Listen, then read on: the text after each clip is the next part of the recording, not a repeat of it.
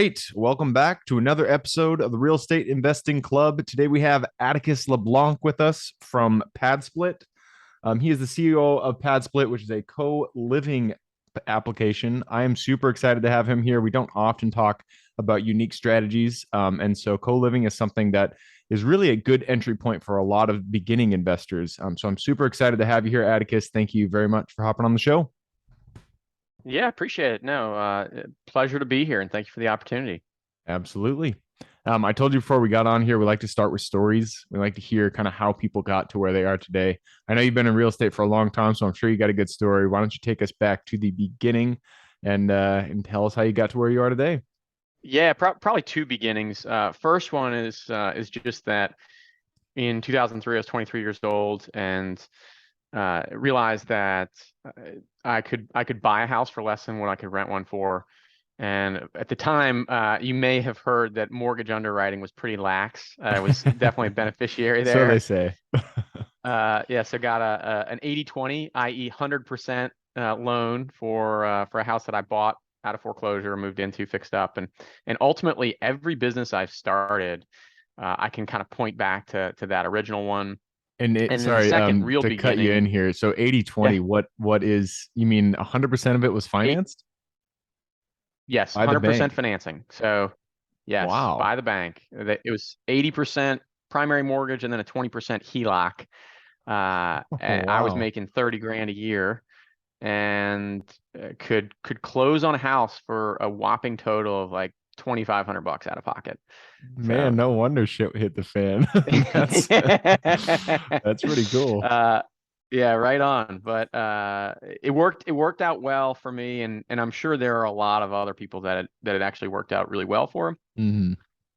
And then the second beginning, so I left my full-time job in 2005, went into commercial real estate brokerage on the land side, which really meant that I was at the tip of the spear, or the front line when everything hit the skids. And so my pipeline of deals dried up in mid to call it September 2007, where it was like, oh gosh, I can't, there's literally no end in sight for what I can do. I've made a total of $10,000 for the year, was supposed to have banner closings, and then right after my first son was born, boom, boom, boom. The three major deals that I thought were gonna make me $1 million, like, just vanished. I hate it when deals crash at the very end, man. That is the worst. So of course I went back to look at housing and saw that I had because of that original home purchase, I had my HELOC that was open. I had $50,000 in a line of credit and then about 10 to 13 grand or so in the bank. And looked at, all right, well, what can I buy in Atlanta for less than $50,000? And this was November 2007. And there should have been fewer than 50 burned out shacks and absolutely in just terrible parts of town. And instead there were 1,200 houses, and they were livable and in a lot of places. Wow. And no one could tell me what was going on, but I could do math well enough to recognize that Something's going on prices, here. yeah, prices hadn't been this low in 40 plus years. And where rents were, I could essentially buy a house all in for around $35,000 with renovations and rent it for 950 bucks. So, Wow, that's on. uh, They say the 1% rule. That's almost a 2% rule. That's insane. yeah, so Or we, three actually. so I invested what little savings and what credit I could find, and then just absolutely borrowed to the hilt, with 13% interest money and 3 points rolled into the loan, and 100% financing, personal guarantees, the whole bit, and just took a hard gulp and started buying, and really was all mostly in the affordable space. They were housing choice, Section 8 rentals early on. I encountered this rooming house concept, which I'd never even heard of, while I was out there in the market. And then in 2009, two guys who were renting rooms came and asked if they could come rent rooms in my house because their house was being foreclosed. And Interesting. that was my first aha moment to, wait a second, like, This is going to be much more affordable for you. You're never going to, you don't have enough income to qualify for anything else, even in 2009 in the depths of the crisis. And I would not only get someone in very quickly where I'm not afraid of my air conditioner or my appliances walking away, because that was happening a lot at that time, but I'm actually going to earn more cash flow significantly than I would have under a traditional rental model. And so that was the first aha moment, and I've been iterating on that since. And it's proven over and over again to be a vastly superior cash flow, and a real opportunity to make a positive impact in people's lives as well, which has definitely been gratifying, and that evolved into a large scalable co-living platform that's a really technology company today. Nice, man. I love it. And I've found I've had a few people on the podcast from overseas, and I found that this concept, this co-living concept, is much more prevalent, much more commonplace, especially in like Hmm. London and over in Europe, where it's not as prevalent here, but it's definitely catching on, especially in those markets that are so expensive, like Seattle, Sure. like San Francisco, places like that. And as an investor, I mean, you mentioned before your cash flow is actually higher, and you also your risk is lower because you don't have one person renting that house. Similar to multifamily, where you have multiple units, you're Yep. not putting all of the burden on that one person. You're splitting it across so many people. So it sounds like a great concept, a great idea. Um, the problem that I see, I've thought of doing this myself with my own rentals at one point. The problem that I've kind of pops into my head is just the wear and tear on the houses, and just the Sure. headache of actually having to manage these. I know PadSplit kind of helps out with that, but I'm sure you've been in the multifamily space at one point. What is the difference in managing a co-living unit versus something like multifamily or mobile home parks, RV parks, something like that? Yeah. So I think quick background. You name it, I've managed it just about. Uh, we had we've owned and managed over 700 units at this point, multifamily, commercial, single family, Section 8, private market, co-living, etc. And uh, I think you hit the pain points on the head. Even looking at that model that I started in 2009 with zero technology, it was still significantly more cash flow, but it was absolutely more work. And as I came to revisit the problem after having exited some of our apartment deals, what I was thinking about was how do you operationalize and take away that pain for a traditional landlord such that this looks really close to a traditional SFR or multifamily investment, uh, but still has 2x net returns. And there were three categories that we needed to address.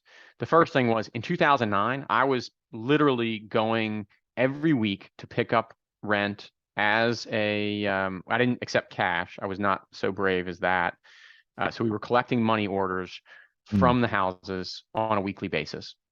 And then you would put one of those little On a plastic weekly boxes basis. Okay. on a weekly basis. So you charge per week, or is it Per you week. just Yes. wow, okay, interesting. Per week. And happy to get into why that is later. But it's important. Um, and then you would have to put the little plastic box over the thermostat, and you would have to Mm-hmm. manually go out there. It was a tremendous amount of work, and then you were taking all the individual phone calls whenever there was a dispute between folks, and you had to check on the place regularly. So uh, the three categories of services that I wanted to provide when I started thinking about the idea for PadSplit was one, automatic demand gen and screening, and so that getting that move-in process super fast. Because whether you're talking about co-living, single family, multifamily, commercial, you have a couple different cost categories that are super impactful to your bottom line. The two that are most often forgotten are your turn costs and your vacancy costs, which are Yep. major detractors. If you look at your P&L over several years, it is a huge impact. And single family rental investors particularly underestimate consistently how much those turn costs impact their rate of return over time. They're like, Yep. oh man, I've got this Absolutely. great rent. Like this house behind me, right here. This was a housing choice rental, and I absolutely fell into that trap. Had a large family renting the house, and it was great until it wasn't, and was getting what I felt like was a fantastic rent for the market. And then they moved out, and I had a $46,000 insurance claim. Oof, that sucks. Yeah, exactly. And like that was a bit of an anomaly, but you have a lot of those where you'll Well, see yeah, I mean, when 5,000, you have multiple 10,000. units, that can happen. It becomes more of a commonplace occurrence, even though with one unit, it's Sure. an anomaly. When you're looking at multiple units, it's not. Yeah. And that's Yeah. definitely a problem. So in co-living, and specifically for PadSplit, like filling up those rooms was the first thing.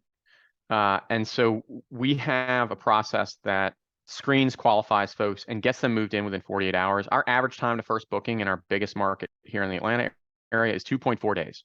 So Oh, imagine wow, that's listing really your wow. property, yeah, and you get your first booking within 2.4 days. For most of my houses in Atlanta, I'm getting that booking within 24 hours. Mm, Las Vegas, which we just opened, is average 1.4 days. Jesus. So super fast. Uh, the second thing is payments processing. I knew that no one could go to the properties or would be willing to go to the properties and collect those rents. That model doesn't scale. Electronics payment processing technology has changed dramatically since then. The other aspect is if you can bill all inclusive on a weekly or per payday customized basis, your rate of collections will skyrocket. We have a low income, low Wait, credit sorry, say that population. again. So the with this model, the more frequently you bill someone, the more Yes, likely you are to to see collect. higher collections. Interesting. Yes. Okay. So uh, for our population, our average income is typically less than $30,000 a year. Mm-hmm. Uh, and yet, oh, and by the way, like we don't have traditional rental deposits either, like traditional large security deposits. Okay. We verify income, we verify criminal background, we verify that you are who you say you are, and then we check to make sure that people don't have more than 2 evictions. But even with that very basic screening strategy, our collections rate has never dropped below 96.5% ever, including Wow. COVID, like soup to nuts, been 5 years. Now, including move-in fees and turn cost charges, it's above 99%. I Wow. mean, so you're on par with like class AAA Yeah. payments I was rates. gonna say that doesn't, I mean, that doesn't happen with anything I own. Right. It, 99%. That's great. but the reason why is, again, weekly all-inclusive payments. I can't tell you over the course of my career as a property manager how many times I've seen people end up under eviction because they decided to pay their phone bill or their cable bill Oh, yep. or whatever it was that happened to be due on the 13th. If you Mm. have a rental, you're coming into real estate. When is rent going to be due? It's going to be due on the 1st of the month. All right. Well, Gabe, what day of the week is December 1st? Who knows? Hey, bingo, bingo. Uh, it, and like, if you're working full time, do you know which day you get paid? Like, we're having this podcast on a Friday. I'm pretty sure today is Friday. So if my rent and all of my utilities are due on the same day, guess what? I don't have to budget. Easier to Like, plan. Yep.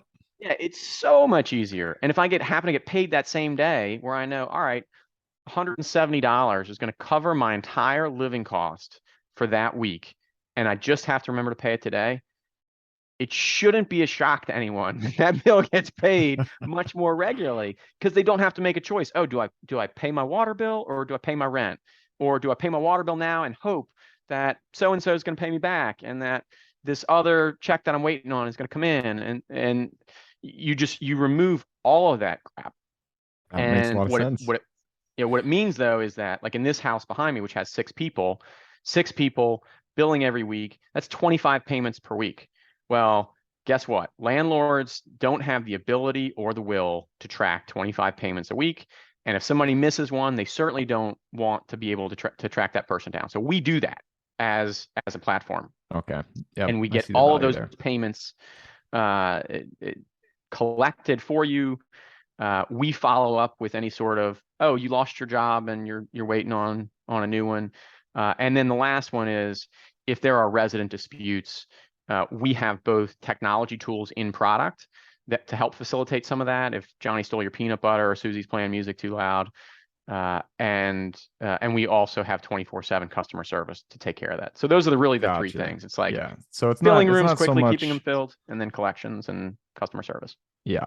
So it's more than just I mean, we're kind of splitting our conversation here, but just specifically talking about PadSplit, it's more than just an application. It sounds like there's also property Oh yeah, management that's included in there. That makes a lot of sense. One question that did pop into my mind when you're talking about, getting weekly payments from your tenants, does your lease mirror that? So do you have a weekly lease that re-ups every week, and you're able to start an eviction if they miss? I don't know. Well, yeah. So it'll completely depend upon sure, the state that you're in, the local laws, all that stuff. But bingo. yeah. Yeah, so most jurisdictions now, or a lot of them, have these Airbnb or short-term rental laws. So minimum stay is 31 days right Mm, now. We do offer different levels of commitment, whether it's 4 months, 8 months, 12 months. And pretty soon we'll give owners the ability to set their own commitment lengths. mm. On average, though, our stay, even when we were just 1 week minimum commitment, was and has remained around 9 months. So people will Okay. stay for a long time. The first resident that I ever tried this model on in 2009, she's still there. Like Oh the third wow. person to move into that house, she's still there since 2009. This house behind me, the first pad split, like this guy is still there in that room. And so you have about 20% of your population that just never leaves. Yeah. Yep. That makes a lot of sense. And then the other question that popped up for me here is, we're specifically talking about or home owners. So someone who owns a home and then rents individual units. I've also heard this done as kind of a master lease and subleases.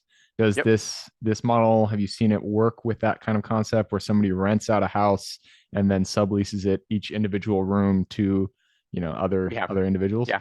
Yeah, we have a couple people on our platform now who are in that arbitrage master lease business, where they recognize that they can go rent either a larger single family home or a larger apartment, and then subdivide it, furnish it, and actually put it on our platform and create cash flow that way without actually owning it.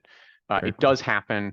The caveat I would give is, make sure that your owner understands what you're doing, so Oh yeah, that absolutely. That would be I a one of my life rules is no surprises, yeah. or certainly try to avoid surprises if you can, and it's always better to be upfront.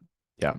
Yeah. Well, and the only reason I mentioned that is, co-living, renting out individual rooms is a really good method for, especially for people who don't have, or who are in a really expensive market, or they just don't have a lot of capital to buy multiple units, to buy multifamily or anything like that.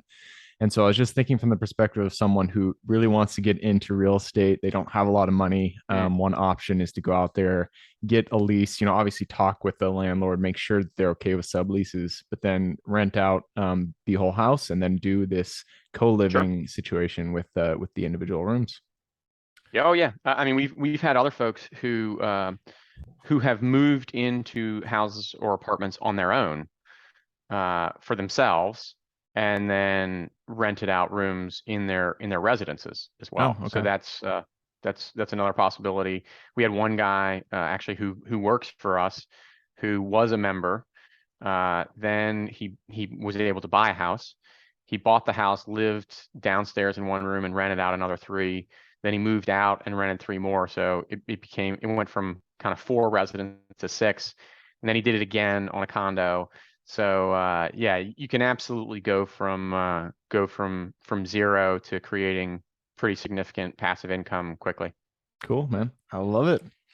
All right, I did take a peek at the clock. We have gone through our time. Thank you very much for sharing everything that you've shared so far. I feel Yeah, like this is a really interesting absolutely. niche. So it's time to jump into the quick question round. Are you ready? Let's do it. Let's do it. Starts with books or any form of education. Give me two recommendations, one for general life wisdom and one for real estate specific. So real estate specific, really, I guess general life wisdom. I'll go with Atomic Habits by Oh James yeah. Clear. Yep.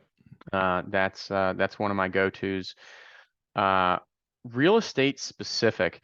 It's interesting because I don't necessarily have any books. It's maybe School of Hard Knocks. If you Okay. want to learn about real estate, know the market, walk the neighborhood, get to the heart of the problem. That's where I've always learned the most. And I always have a lot of respect for people who go out there and door knock. I tried it for like 2 seconds when I first started, and I was like, this is not for me. I got to do something else. It's not necessarily door knock. You can do it driving and walking without actually door knocking. Just True. yeah, shaking hands and hugging babies. There you go. All right, moving on. Next question. This is for your younger self. So if you could go back to the Atticus who was just buying that first rental back in, what'd you say? I think it was 2008 or something like that. Go back Yep. to him, look him in the eye, give him one piece of advice moving forward. Whew. Start raising more capital and don't be afraid to push even harder on purchases. Oof, No question about that one. definitely, man. I would second that one. That's great advice. Next question is your Superman strength. We are all gifted with unique strength that we uniquely give to this world. What is your Superman strength? Creative problem solving. Perfect. Good for real estate. That's for sure. Moving on to the next one. This is mentors. Mentors are key to everybody's journey. None of us are islands. We all stand on the shoulders of giants. So, who is one mentor who has contributed to your career today? Absolutely. I will say both my parents. I won't name one, but yeah, certainly just instilling confidence and sticking to your values, understanding to be yourself. Perfect, man. I love that. Thank you for Atticus's parents for helping him get to where he is. And that leads us to the second to last question. This is the United States. It's a big place, a lot of opportunity out there to invest. What is one metro you're most excited about investing in today? Jacksonville, Florida. Ooh, you and everybody else. People love Jacksonville. That's crazy. I feel like probably the last 4 or 5 people who I've asked that question on this podcast are always like, they say Jacksonville or what's the other? There's a couple big metros in Florida. Um, Tampa's been another big one. Tampa's been a big one, and the one that actually just got hit by that by the hurricane, Fort Fort Myers. Myers. Yeah, Yeah, yeah, Jack, Florida, man, it's blowing up. Gotta love it. And that true. leads us to the very last question. This is for the listeners. You've given us a lot of good advice. I'm sure people want to reach out. What is the best way for them to do that? PadSplit.com will be the best way to get a hold of us. And my email is pretty simple, Atticus@padsplit.com.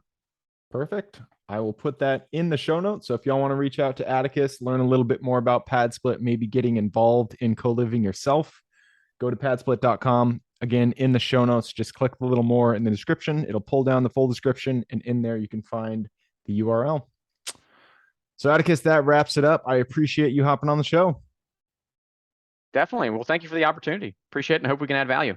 Absolutely. And for everybody who's here with us today, thank you guys for showing up.